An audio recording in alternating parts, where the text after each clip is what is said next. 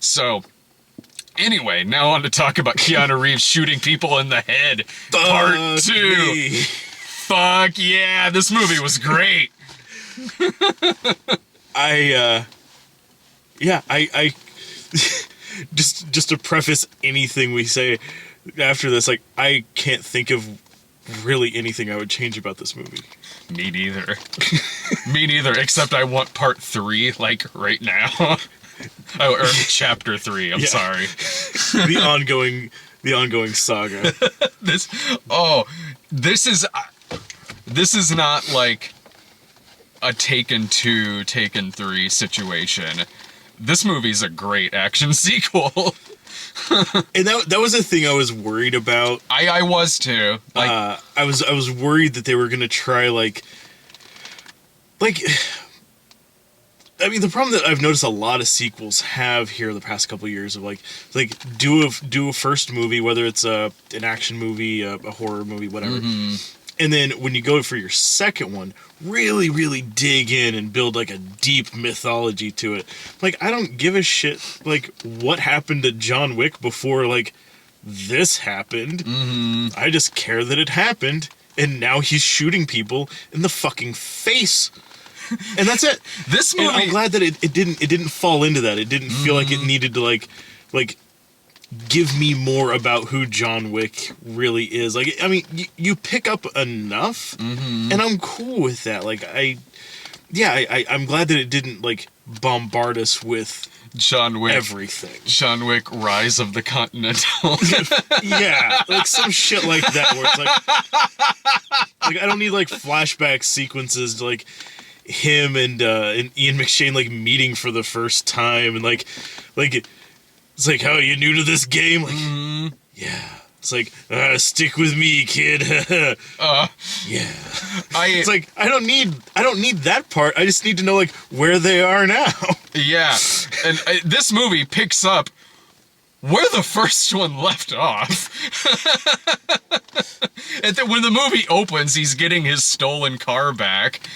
And then he goes home because he thinks, well, just killed some more people today. Guess I'll go home and sleep for a little bit. This whole universe is outstanding.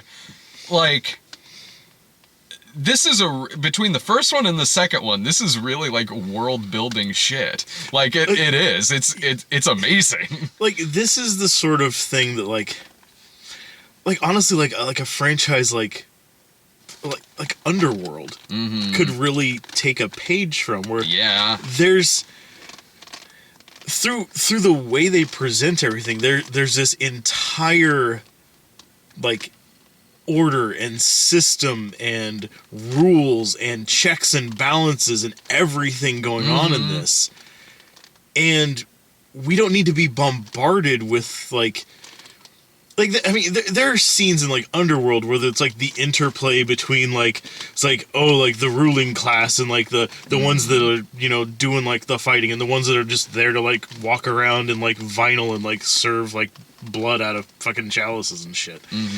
Like, I don't need to watch all of that and like get really into the interplay like it's some sort of cross between like Game of Thrones and fucking a Senate subcommittee meeting. Yeah. It's like, that's too much, but like just the bits and pieces that they give you in this, like you can realistically in your head kind of build what's going on in this world. Like, there's, you know, like the heavy hitters that kind of control like regions of bizarre regions, but it seems like, you know, like they control certain areas of the country or globe. Yeah, this is a world where by the end of this, I say by the end, but honestly towards the middle of it, I was like, this whole world is just made up of hitmen. Like different sects of hitmen. Whether you're a sumo wrestler or homeless people. Like, there's a sect of homeless hitmen in this movie.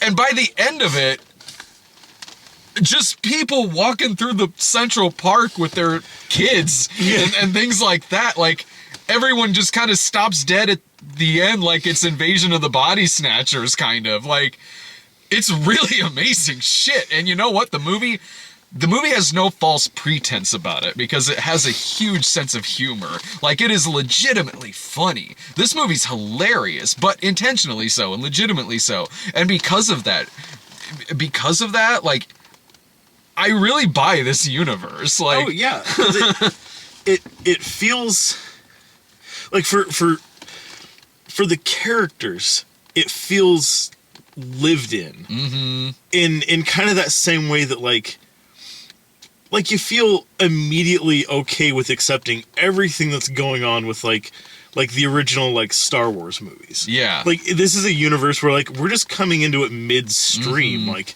and everybody is acting like this is the way shit is, and no one's really explaining dick about anything. Mm-hmm.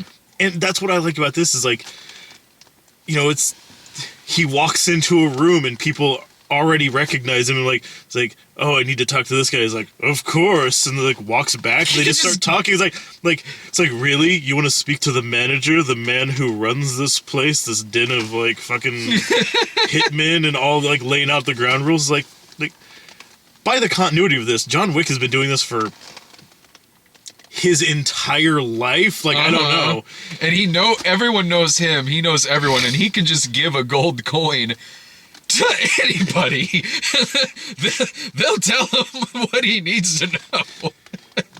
To be fair, if somebody came up to me and just handed me a doubloon, I'd probably do whatever they needed me to do. Oh, this is true, yeah. Yeah. And like it does feel like a sandbox game. Like, it does. Especially when there's a part where they're at this like concert. This is kind of the first other than the opening scene of the movie, like this is kind of the first big gun battle once the actual story comes into play of this. And so the first shot he takes is John Wick jumps on stage at this concert, just shoots a man in the head on stage, which seems like it just makes the audience want to rock more. Yeah, there was a definite roar from the crowd, but it wasn't like oh, fuck me, that guy just shot a guy on stage. Everybody was just like, fuck yeah, he just shot a guy on stage. Dance harder. God, this movie is just, the choreography in this is just an art form. Like, fuck me. I think my favorite is when there's a guy who's still alive, who will still be alive, and who's on the ground, and John Wick is just dragging a person along because he doesn't have time to shoot him in the head yet. Because suddenly, like, 3 or 4 more guys come out, so he'll have a guy on the ground, have to pop out 3 more guys, and have to be walking as he's doing it, so he's got to drag another dude along. Then once he kills them, yeah, sure, then he can shoot the guy in the head. Yeah, it's like he'll have to kill those other guys, bring this one with him. It's like, I ran out of bullets, and go over here, pick up another gun, like, you know, right? Bam! Yeah. Right in the fucking head. It's like, he will, like, grab a guy by the jaw and pull his head forward and down just so he can get him in the top of the head. He has to shoot the sumo wrestler in the head twice. Shot him everywhere else and it didn't help. Yeah. But yeah, just some of the shots, like oh, there's like a guy holding his arm back here and he can't shoot this guy, so he just grabs that guy by the hair and just pulls him down into the gun, like, fuck. Or the guys he kills with a fucking number 2 pencil. So many guys killed with so many things. One of my favorites was at a point like he where kind of everything starts is like he has to like fill this contract, and pretty much planning on this thing going pear-shaped, he basically lines his escape route with guns so that as he's going through, he knows at least he has something to defend himself with. And at a point, he's down to, like, just a shotgun. Has extra rounds for it, but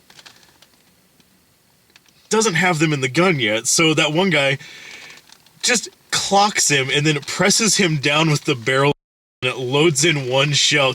Boom! Like, just all while holding him down with the gun. It's like, how much does that gotta fucking suck for that guy to just sit there watching all this happen? Like I can't go anywhere. He's pinned me down with the barrel. He's loading it, cocked. Well, here we fuck.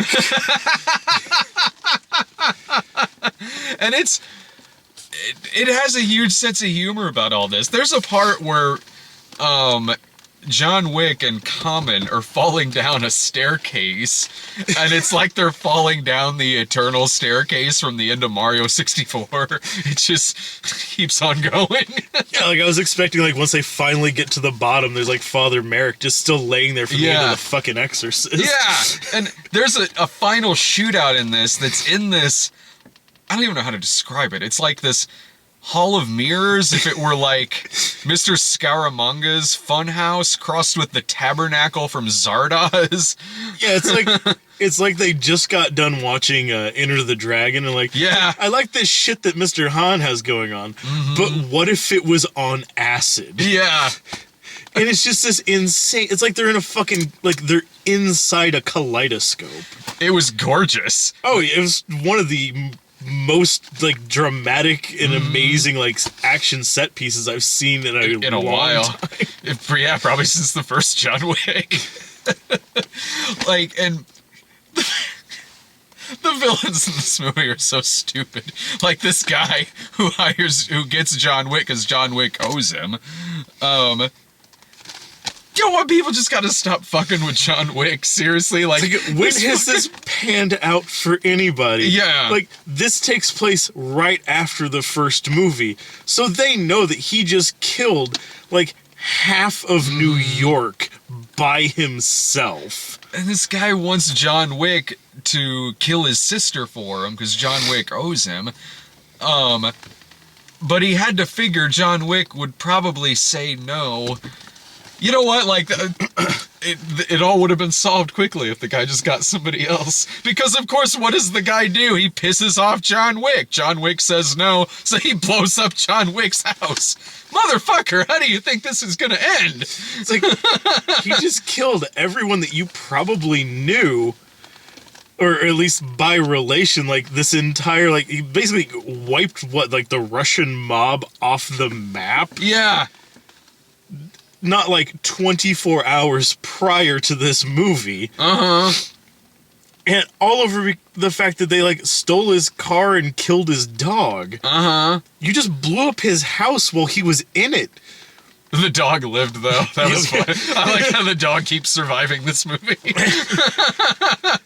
I was gonna be really pissed if they killed another dog in this. Like, come on. I didn't think that. Where it went is where I figured. I was like, something extreme's gonna happen, like his house is gonna blow up, but the dog's gonna survive. Well, yeah, well, especially like the guy that he that had the marker on him that was, you know, trying to get him back in the game. Like, whenever he was leaving and being all shitty, and you could see John just like walking down the hallway, like, God damn it! Like, this is right after like for him, like, not a lot of time has passed since this almost same thing happened, and guys just started popping in from everywhere trying to kill him. So like you could almost like see like the way he was just kind of like walking down the hallway. Like, I think he was prepping for that, not an explosion, but still. Yeah.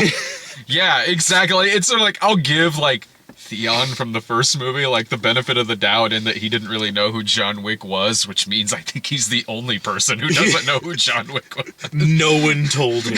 Yeah, the one guy that nobody told who the boogeyman is. So like, and then, but that's something I love about this movie, because I kind of love that about movies like this too, where it's just villains just keep fucking with the wrong guy. It's like, fuck, once John Wick actually kills this guy's sister for him, of course the guy still tries double-crossing him again. It's like, you've already established that, like, you needed him because he can kill any and everyone, and you're gonna try to double-cross him.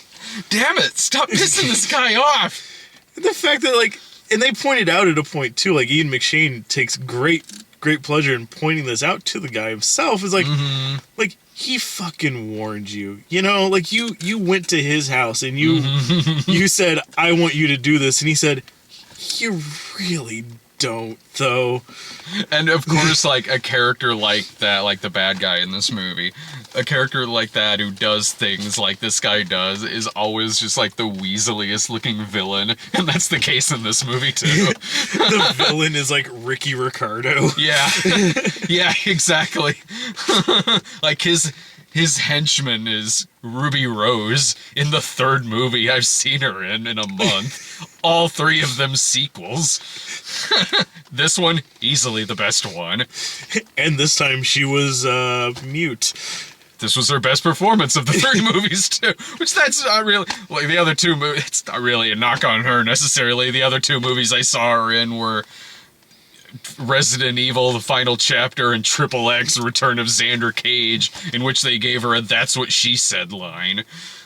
That happened. She just got done watching a lot of The Office.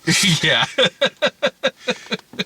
No, in this, she was a lot of fun in this. She doesn't have any lines, but she made the most of not having lines. But yeah, no, I like the kind of like the visual of like this guy, like, of course, like his main like bodyguard is just this very petite little woman with like a pixie haircut and like a fucking like sharp ass looking suit. Like it's she's got some moves on her too. When they were fighting in that Hall of Mirrors there at the end, Jesus.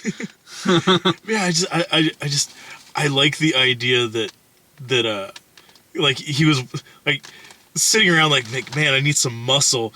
It's like, oh shit, like some kind of Wonderful's on. That's what I need. Boom. Right there. It was either a choice between Ruby Rose or the kid from RoboCop 2.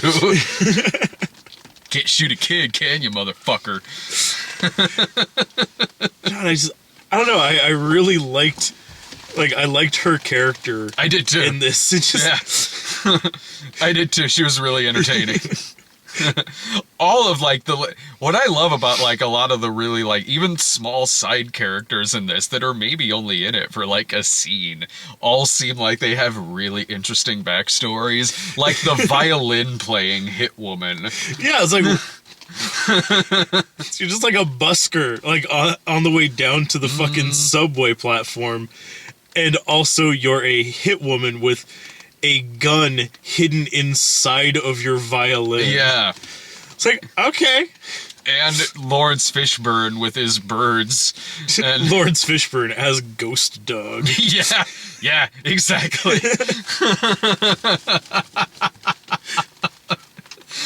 No, he's just... This is the part where they just pulled John Wick out of the Matrix. No, don't do it! This is way better than the Matrix sequels. Finally, Lawrence Fishburne and Keanu Reeves in a good action movie sequel together. It just took a little time. They had to find their rhythm again. I actually kind of remembered liking the second Matrix movie. I haven't seen it since it first came out, but then I remembered really hating the third one so bad that I haven't seen any of them since. I've rewatched the first one since then. And it's fine. Like, it's not as, like, earth-shattering as it was, like, whenever it came out. And sure. And it's definitely one that, like, the effects on it did not hold up at all. What? Yeah, I know, right? Honestly, more than anything, like, I remember most parts of the second one. Mostly, though, I remember playing the PS2 like tie-in game they had. Oh yeah, Enter the Matrix. I think it was called. It's like that. I remember playing more than like I remember enjoying that at least to a certain degree. I remember that car chase being good. That highway chase with the semi trucks. Yeah, I remember that part being good.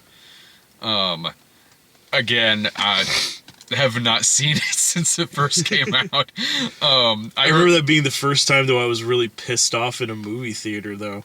Like I'd seen movies that I didn't particularly care for after I'd paid for them, and you know, like that never feels great, but you get used to it, trust me. Well, I've learned. But I remember that being the first time I was ever really pissed at a movie, because you watch it all and you're like, it's like, oh man, like this is probably gonna wrap up at some point here. Like it's still like wide open. Like I feel like nope, this was the end of the third act. To be continued. Oh, like fuck off. Uh-huh.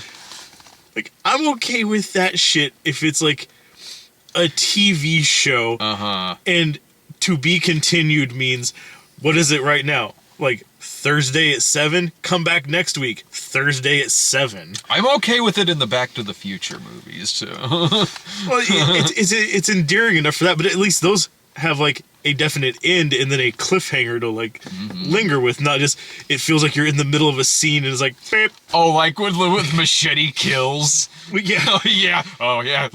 We're still waiting on that third movie. I think the closest we're gonna get to that was just the fake trailer for the third movie that they played at the end of it. Yeah. And I remembered being annoyed at the end of Matrix 2 because before To Be Continued, the camera lingered on that guy that they found or something who was like unconscious or some shit. And I just remembered being like, I don't know who that is. I remember forgetting who that person was. Because yeah, like you can't end on like a To Be Continued in the middle of something happening. And then like, oh yeah, no, I'll just pick this up in 8 months when the sequel comes out. I'm glad, like this one it really does leave it open at the end, which I'm sure there probably will be another one, which great. I'm looking forward to it. If it's the same team that made the first two movies, then great. I want to see more of this, especially with the way this movie ends. Honestly, they kind of show you, and they kind of show the last scene in the trailer for this movie. They don't really show you what happens, but they... Yeah, it doesn't really put it in a lot of context, but yeah. Yeah, it's there. It's in the trailer. But yeah, it's not exactly like it's a... Like, unless you really thought going into this movie that he was going to just die suddenly. Mm-hmm. It's like, yeah, it doesn't really, like, spoil anything. It's not like... It's not like, it does show some lines from the last scene in this movie, which really just you just shouldn't do that anyway, honestly, even despite it not showing any context really in the trailer, but still it's like you probably shouldn't do that anyway. But it's not so much like the shitty horror movies we go see where the last shot is sometimes in the trailer. Yeah, either like the last shot or like the big reveal twist or something like that. Like, yeah, like I think a Ghost House did both of those. Like it showed the twist and the ending. Oh, the Daniel Craig one? Yeah. Dreamhouse. Dreamhouse, that's what it was. Dreamhouse. The Apparition had the ending in the trailer. Yeah. Quarantine. That's the box cover for Quarantine is the ending of the movie. It Rings. Just last week. Yeah. that ending was in the trailer. Almost the entire trailer was the last scene of the film. Yeah, and then the trailer had some scenes that aren't even in the fucking thing. Quite a few. At that point, I don't even give a shit. Like, whatever. What all got left on the floor? It should have been more. That movie was too long. God damn it. I highly fucking recommend this movie. God, yes. If you love the first one, this is a great action sequel. It's a great sequel in general. You will love this movie. Yeah, I love that here, like, the past, like, 5 years or so, like, we've been getting, like, this really, really nice resurgence in action films. Mm-hmm. Like I remember, like, when we were growing up, like, there were like all these like big over the top action films all the fucking time. I mean, it was kind of, it was just the way they were made at that point. Yeah. Mm-hmm. Nowadays it's superhero movies. When we were growing up, it was Arnold, Stallone, all of those guys, Bruce Willis, all of those guys. R-rated movies that we shouldn't have been seeing, but for some reason that was what kids watched. Exactly. It was better back then, damn it. But yeah, like just over the top, but like entertaining, but kind of self-aware action films, like shit, like Commando. Oh yeah, stuff that had a sense of humor. Like nothing in that is remotely plausible, and it's a strong enough action film. Yeah. And it has enough of like a heart and a sense of humor to it that you don't give a shit. And that's where I like that some of this is kind of going back to with stuff like John Wick or like the Raid movies. Yeah. You know, I like that we're getting back to where like action movies can actually kill guys. Yeah. And, you know, like not have to be like either really bleak or just campy. Like they can find a middle ground. And, I like that we're getting back to that area. I like that we're getting more movies like this too. And and you know, I love me a good gritty cop movie too and things like that. Hell yeah, I do.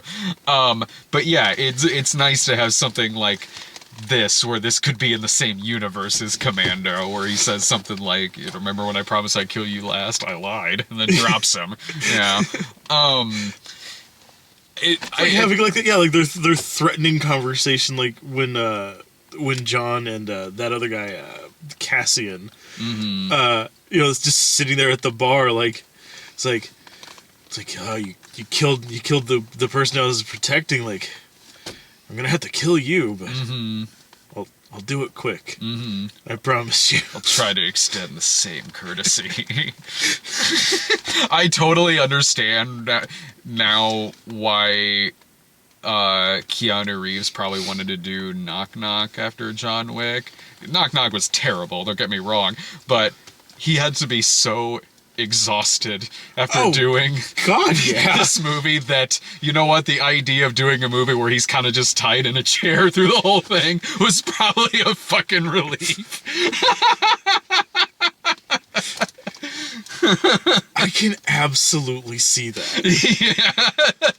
Like in this too, I'm like, man, Keanu Reeves himself is just gonna check himself into a hotel for like a week or two, like to just sleep and just ice down every muscle in his body. Like at a point, like he's changing suits, and you can see like he's just covered with even more fresh bruises. I'm like, that's probably not even makeup at this point. You're right. Like, yeah, he has just had this shit knocked out of him. It just stunt wise. Like, all right, now I need 15 takes of you flying over this table into a window. Like just back to back these real quick. Like we got a union break here in 5, so just fucking run them. And people just age phenomenally nowadays. You know, like he is kicking more ass, doing more stunt work, shooting more people in the head than like when he was in Point Break. You know, that was 91. That was long enough ago to where there was a fucking remake. A remake that we brought this up in the remake for Point Break that he still could have starred in. Yeah, it still would not have been that fucking out of place. Yeah, no, not at all. I would have still been perfectly okay with it. I mean, maybe not like okay with it, but it's like you could have done something. Shit, even just like reworked it a little bit. It's like, oh yeah, this is FBI Director Utah. It's like, hey, we're gonna try this. It's gonna sound fucked up, but it worked before.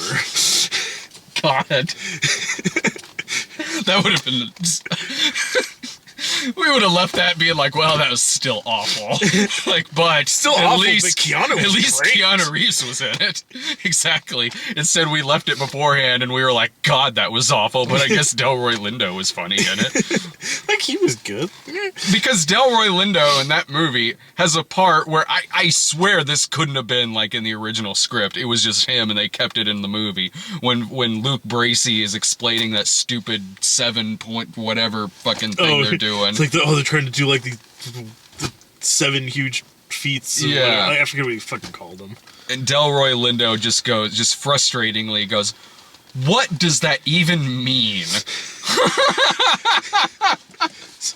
We're still rolling. It's like, no, keep it in. You know what? Keep it in. Hang on to that one. Let's do a take without that. And we'll see where we're at. Oh, we're keeping that shit. I don't even know what next week is. John Wick 2 again.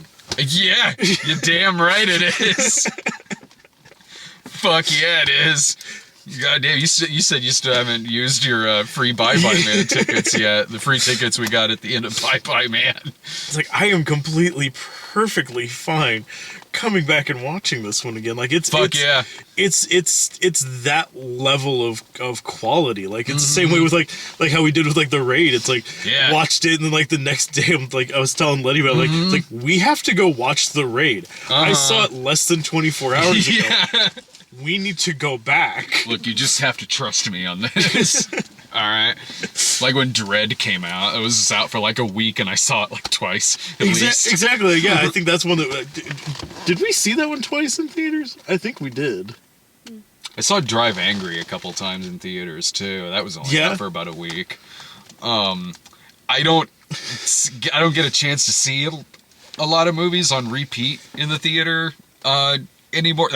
Again, this is the 6th movie I've watched this week. On Tuesday, I was at 3 other movies. I haven't even been this busy, and I haven't seen 6 movies this week. Yeah, like the whole week of just. I'm just sitting around. You've seen more movies today in theater than I've seen at home, and also anything else included. Yeah, I'm really tired. I'm so tired. Oh man, but worth it. But totally worth it. Oh yeah, it's like, at least if you're gonna see a triple feature, like, it's nice that one was like the anchor at the end, you know, like, to bring it all back around. It's like, oh man, gonna watch all these, and then last movie of the night, gotta do this. Bye Bye Man, let's do this. It's like, that would have been terrible. Yeah.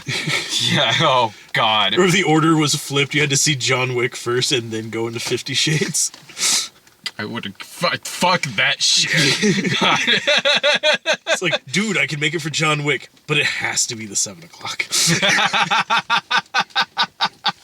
Fuck that movie. Oh, fucking 50 Shades Darker, my ass. If you go see 50 Shades Darker this weekend instead of John Wick 2, you suck. That's the one. Go as a couple and tell your lady friend, like, oh, hey, you want, we didn't grab any popcorn. I'll grab some popcorn. And then you go and just watch John Wick. Yeah.